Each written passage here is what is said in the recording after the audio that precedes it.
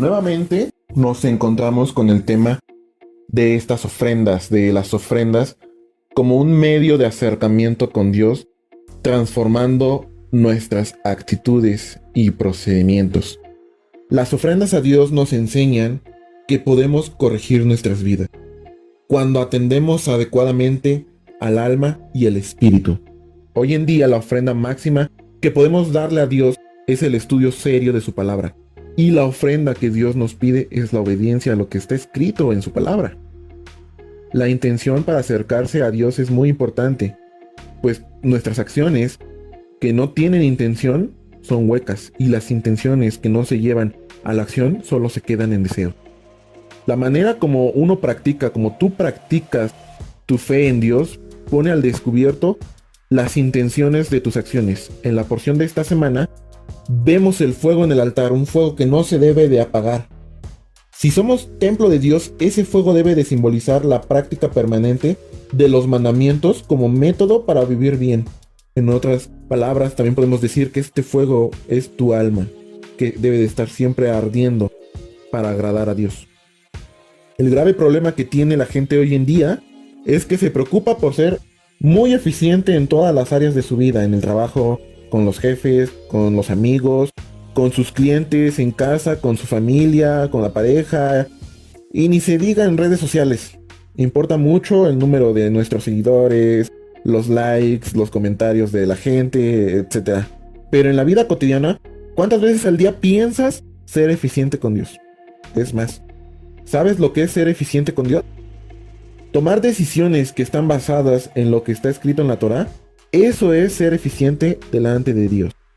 En esta porción de esta semana se trata acerca del servicio en el altar y los holocaustos. Levíticos 6:25. Habla a Aarón y a sus hijos y diles: esta es la ley del sacrificio expiatorio. En el lugar donde se degüella el holocausto, será degollada la ofrenda por el pecado delante de Adonai, es cosa santísima. Levítico 7:1 y 2. Asimismo, esta es la ley del sacrificio por la culpa, es cosa muy santa. En el lugar donde degüellas el holocausto, degollarán la víctima por la culpa y rociará su sangre alrededor sobre el altar. Como podemos ver, las ofrendas por el pecado y por la culpa que se llevan al altar son muy importantes para Dios, al grado de llevarlas a nivel de ser cosa muy santa, santísima. Pero si los sacrificios tienen toda esta importancia ante Dios, ¿por qué no aparece ninguna referencia de esto en los 10 mandamientos? Y tampoco se habla de estas ofrendas en los Jukim y en los Mishpatim. Tenemos que analizar si el sistema de sacrificios era un plan original para Dios. Jeremías 7:21 y 22 dice: así ha dicho Adonai de los ejércitos, Dios de Israel, añadid vuestros holocaustos sobre vuestros sacrificios y comed la carne, porque no hablé yo con vuestros padres, ni nada les mandé acerca de holocaustos y de víctimas, el día que los saqué de la tierra de Egipto. ¿Cómo es esto? En Levítico, Dios llama a los holocaustos cosa muy santa, santísima, pero a través del profeta Jeremías parece contradecirse al mencionar que él nada manda acerca de holocaustos y de víctimas. Entonces, ¿qué pasó aquí? ¿Se olvidaron a Dios las leyes de Levítico? ¿Se está contradiciendo Dios a sí mismo? Y si Dios nada mandó acerca de holocaustos, entonces, ¿el altar para qué sirve? La respuesta parece estar en Josué 22:28. Nosotros pues dijimos: si aconteciere que tal digan a nosotros o a nuestras generaciones en lo porvenir, entonces responderemos: mirad el simil del altar de Adonai, el cual hicieron nuestros padres, no para holocaustos o sacrificios, sino para que fuese testimonio entre nosotros y vosotros. El altar de Dios no es en sí para un holocausto, sino para un testimonio. Pero entonces, ¿por qué se dieron las leyes de los sacrificios?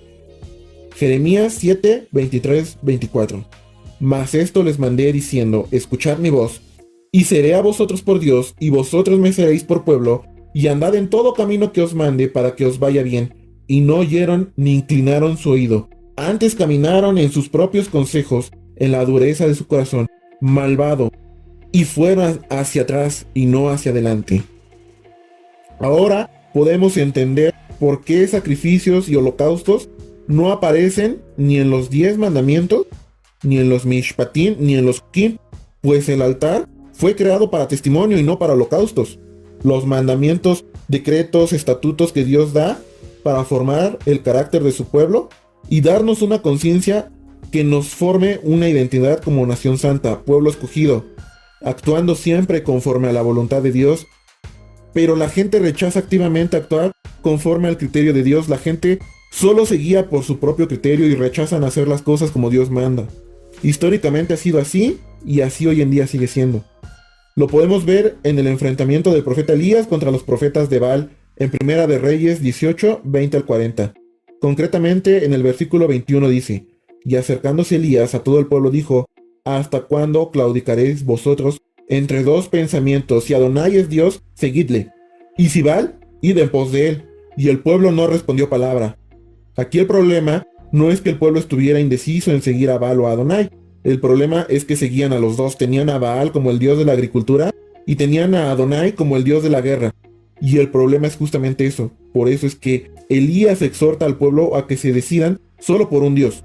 Esto mismo sucede hoy en día en nuestros congregantes, con la gente que reconoce que Adonai es el único Dios verdadero, pero se revuelca en las costumbres del mundo. Vamos conforme a la moda, hacemos todo lo que el mundo hace y decimos todo lo que el mundo dice y nos justificamos diciendo: es lo que todo el mundo dice, por eso lo digo yo también. Es lo que todo el mundo hace, por eso también yo lo hago. Esto es nefasto. Es algo que pertenece a una sociedad completamente corrompida. Es una mentalidad en nuestros tiempos y eso es seguir a Baal. Al mismo tiempo que dicen seguir a Adonai, y eso es algo que es vomitable delante de Dios, el Dios verdadero. Apocalipsis 3, 15 y 16 dice: yo conozco tus obras, que ni eres frío ni caliente. Ojalá fueres frío o caliente, pero por cuanto eres tibio y no frío ni caliente, te vomitaré de mi boca. Elías se había quedado solo con su fe, pero Dios lo respaldó. Dios se manifestó en favor de su profeta y consumió el holocausto de su altar, mientras que los profetas de Baal fueron degollados. Si tú estudias la Biblia, le compartes a la gente acerca de Dios, pero actúas como actúa todo el mundo y hablas como todo el mundo habla, tu fe es una miseria y eres tristemente un seguidor de Baal. En el servicio, en el altar, se quitaba la grosura del animal sacrificado. Se separaba la grasa y justamente en nuestro cuerpo, que es el templo de Dios, tenemos un órgano que hace exactamente lo mismo, que es el hígado. El hígado secreta la bilis que permite transportar desechos y descomponer las grasas. El hígado es el altar dentro de nuestro tabernáculo corpóreo, es donde se regodea nuestro carácter. Es por eso que cuando traemos una ofrenda por la culpa o por el pecado, es cuando reconocemos ante Dios que hemos fallado y alineamos nuestro carácter al criterio de Dios, llamándole pecado a lo mismo que Dios le llama pecado.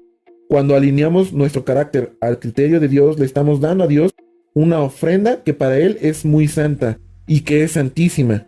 La idea de Dios es que podamos tener la capacidad de hacer que la voluntad de Dios sea nuestra misma voluntad, y esto solo se logra a través del estudio de su palabra, porque en su palabra está su presencia.